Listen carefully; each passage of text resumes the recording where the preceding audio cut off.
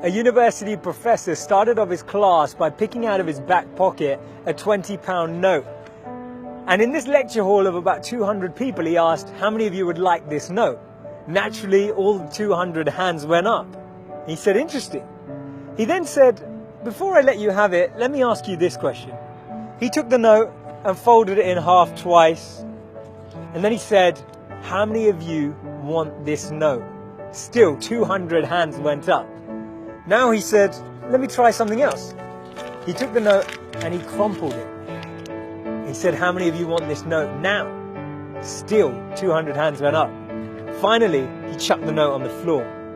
He screwed it with his shoe and crumpled it even more, picked it back up, now with dirt, and said, how many of you want this note?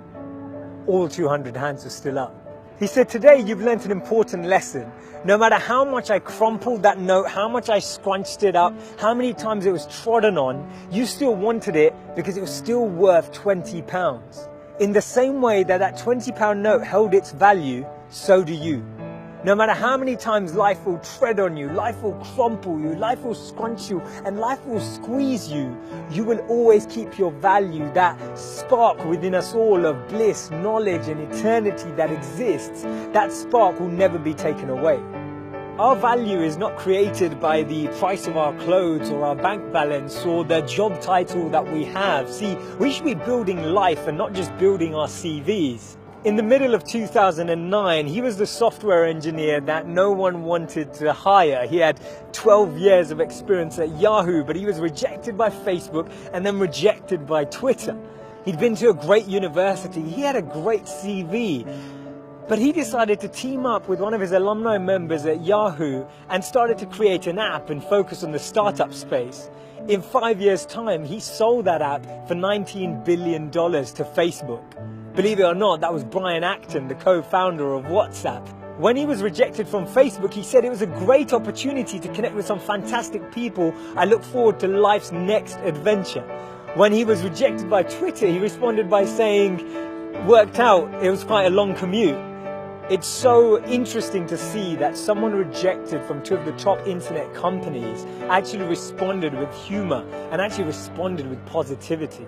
This lady was diagnosed with clinical depression. Her marriage had failed and she was jobless with a dependent child. She was on a 4-hour delayed train journey from Manchester to London when she came up with this idea, and she started to write this book about this wizard. And as she started writing, she then finished her manuscript, took it to 12 publishers and was rejected by all 12.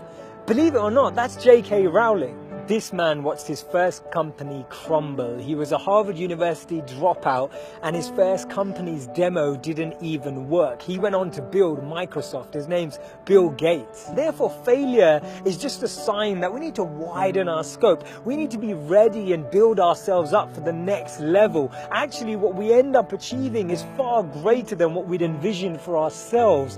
And this divine plan, this orchestration can't be happening without this intervention that occurs, because if we had it our way, we'd just settle, we'd just accept what we thought was our goal, what we thought we were chasing. But actually, I've noticed that when you don't get that, later down the line, you look back and you reflect and realize that what you've gained is so much greater. Failures are only failures when we don't learn from them, because when we learn from them, they become lessons, and we actually extrapolate all of these teachings and actually get more insight into how we can improve the way we work and how we can actually drive with a different energy. The challenge we have is that we only talk about people's failures when they succeed, and that's why they become this taboo, or we feel like their failures never happened. We need to share these stories earlier. We need to bring out these stories and experiences on the journey so that people who are on the journey can actually follow in those footsteps. And that's why Steve Jobs said you can't connect the dots moving forward. You only can when you're looking backwards.